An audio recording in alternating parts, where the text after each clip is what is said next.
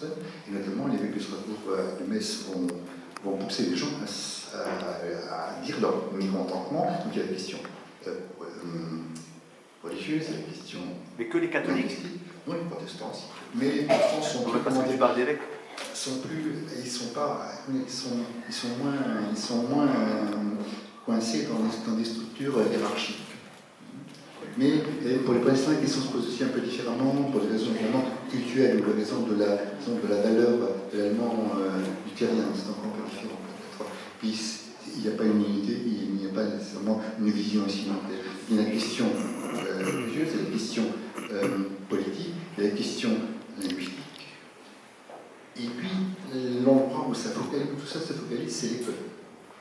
L'école, où il y a, je dirais, un vrai débat, et puis quelqu'un, un peu plus tard, vers 1932, va dire, est-ce que nous voulions une école allemande avec un peu de français, ou est-ce que nous voulions une école française avec un peu d'allemand? C'était une façon, disons, de montrer quels étaient les enjeux. Or, c'est bien ça l'enjeu.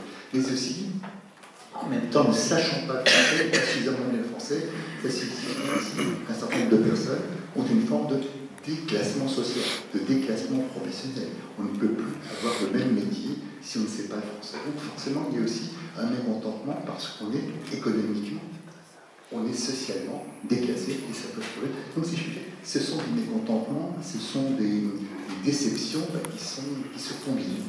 Et tout cela va déboucher sur une forme de malaise. Et ça va durer jusqu'en 1940, l'Alsace est annexée, enfin dans un premier temps, l'occupant nazi arrive et il ne va pas s'opposer frontalement à l'alsacien, mais visiblement va bannir les mots français. Alors comment est-ce que ça s'est mis en place? Alors, écoutez, dans un État totalitaire, la question ne se pose pas vraiment comment ça se met en place. Ça se met en place. C'est ah oui, c'est décrété, point. L'affaire, si je puis dire, est réglée, et ceux qui ne sont pas contents, ils font un tour ailleurs. D'accord. Mais justement, est-ce qu'il y a eu des résistances? La France n'a plus pas demandé la suite des c'est totalitaire pour la langue. C'est difficile à documenter, dans la mesure où c'est essentiellement oral. Donc il est difficile à documenter. On a peu, disons, de témoignages, ou alors effectivement des témoignages a posteriori. Et bien sûr, on sait aussi que selon les personnes, selon les situations, selon les engagements les uns les autres, il y avait également une espèce de challenge, de défi à faire telle ou telle chose, et jusqu'où ne pas aller trop loin. C'était un peu ça la question. C'est un point pour la question là il fallait sans doute vraiment pas aller trop loin ou pas trop s'avancer. C'était notamment en maintenant trop d'éléments français dans les parties. Ça, c'est une vérité. En revanche, le Gauleiter Wagner aurait bien aimé, si je puis dire, il aurait bien aimé aussi empêcher les gens de parler l'alsacien et dialecte dans l'espace public. Et en quelque sorte, il n'est pas là, il n'est pas révélé. Il n'a pas osé le faire. Et donc, si je puis dire, il a compris que sans doute, il était déjà pas trop, c'était pas franchement l'amour fou entre l'Alsace et lui, mais que là, il dépasserait quelque chose qui serait inacceptable, et sans doute ne l'a-t-on pas soutenu d'un point de vue idéologique. Cela étant dit, donc Eugène Phillips a publié un document notamment où il explique qu'il demandait à les autres comment faire pour qu'il n'y ait plus de représentation dialectale, de théâtre dialectal. Et donc, ça soit, il avait interdit, et donc, parce que tout cela était forcément très suspect, et il se demandait comment faire pour qu'il n'y ait plus de tout, et il se demandait comment faire précisément pour qu'il n'y ait plus de tout de dialecte dans l'espace public. Donc, c'était bien l'idée, et c'est la logique même d'un État totalitaire, notamment pour le fascisme, enfin pour le nazisme, et qui veut un homme nouveau, qui veut une vision homogène du monde, qui prend la langue allemande, c'est la langue commune, la langue standard, qui est centrale, et l'hétérogénéité, c'est l'ennemi fondamental du totalitarisme nazi tel qu'il est pensé. Après cette guerre 1946, vous avez une autre étude qui est dans votre livre qui nous dit que 52% des habitants de l'Alsace parlent à la fois le français, l'allemand et l'alsacien en 1946. Il y a 24% qui parlent l'alsacien et l'allemand uniquement. Il y a donc énormément de gens, quand on cumule ces deux chiffres, qui parlent encore l'alsacien. Et comment on arrive à ce déclin de locuteurs? En fait, on peut aussi les lire autrement, ces chiffres, et l'État français les a lus autrement. Il faut, c'est comment ça, il n'y a que ce nombre-là qui parle le français. Et c'est comme ça qu'il faut aussi voir les choses, dans ce sens qu'effectivement, l'État a un vrai souci en se disant, chaque fois, et donc les décomptes que nous avons, notamment les décomptes que nous avons depuis 1870, ce sont les États, chaque fois, qui sont à la manœuvre pour savoir combien de locuteurs il y a de chacune des variétés. Aucune autre région de France n'a cela. C'est privilégieux, c'est intéressant. Et c'est vrai que ça pose un problème pour la France qui, en quelque sorte, est obligée de mettre en place une politique. Enfin, qui est obligée. Qui pense qu'il doit mettre en place une politique de la langue, du français.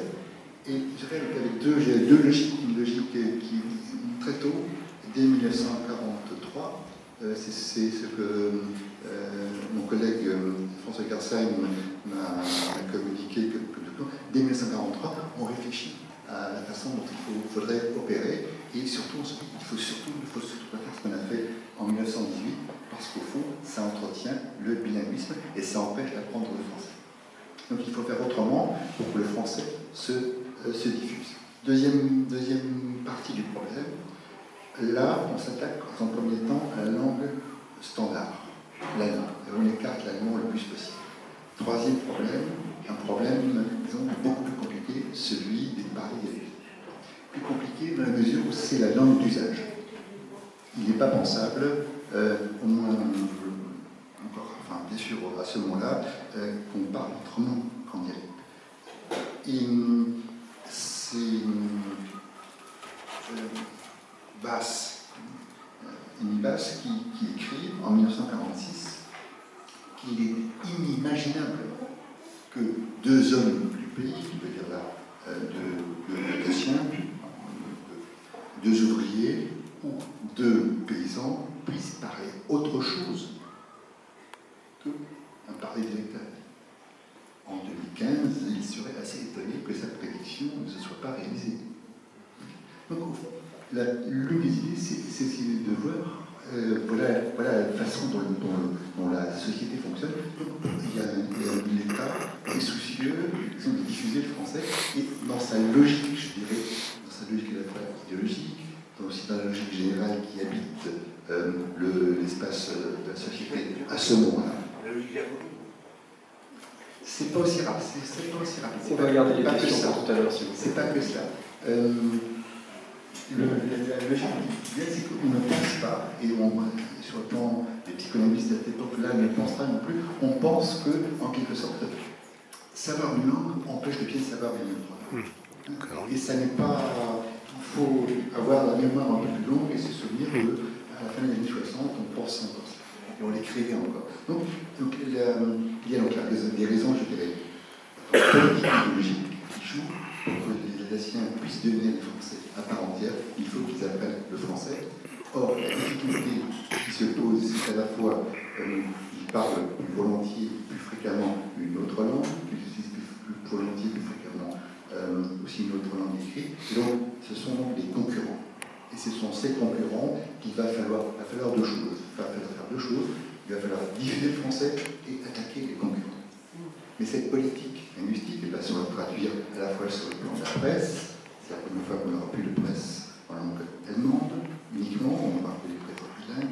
Il y aura toutes des modalités assez impressionnantes pour la liberté de la presse, pour la langue de la presse. On aura une radio dont Alphonse Hirjou dira à la fin des années 40 que c'est la meilleure émission humoristique quand ce sont les émissions d'information en dialecte alsacien pour ne pas le faire en allemand, ou encore on a toutes ces limitations, bien sûr également à l'école. Donc il y a une véritable politique de la langue la langue française et contre les autres. Pour ces raisons, je dirais, fondamentales pour l'intégration. Parce qu'on ne pense pas ça autrement.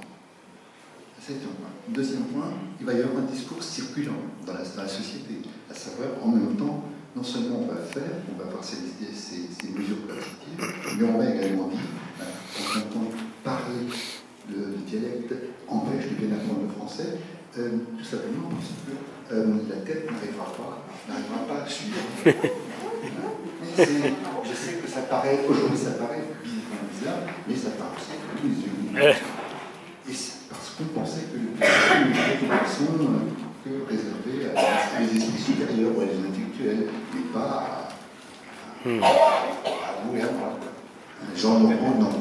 On pense également, nous en parlons sur le plan à ce moment-là, et aujourd'hui ça nous fait sourire, on pense également que le fait d'utiliser un parler oral était au fond, faisait que l'on voyait, on décrivait le monde d'une certaine façon, et que ça ne permettait pas d'avoir accès à une langue standard aussi fine, aussi délicate, aussi nuancée que le français. Et que les fonctionnements mentaux seraient limités et on ne pourrait pas accéder précisément à cela. Et c'est ce qu'on pensait réellement, et c'était diffusé, pas donc dans les systèmes éducatifs, mais c'était des neurones français. Par la locale. Et troisième chose, enfin, mais bien sûr, il y a, avec une forme d'intelligence, on pense également que ça empêchait l'ascension sociale, avec une forme de raison. Donc il y a toute une série de choses qui vont faire, et c'est surtout les handicaps que ça présente, et c'est encore un discours qu'on peut entendre aujourd'hui dans d'autres circonstances, qui va faire précisément que on va intérioriser ça, on va l'intérioriser, donc c'est une politique. Mais il n'y a pas que ça.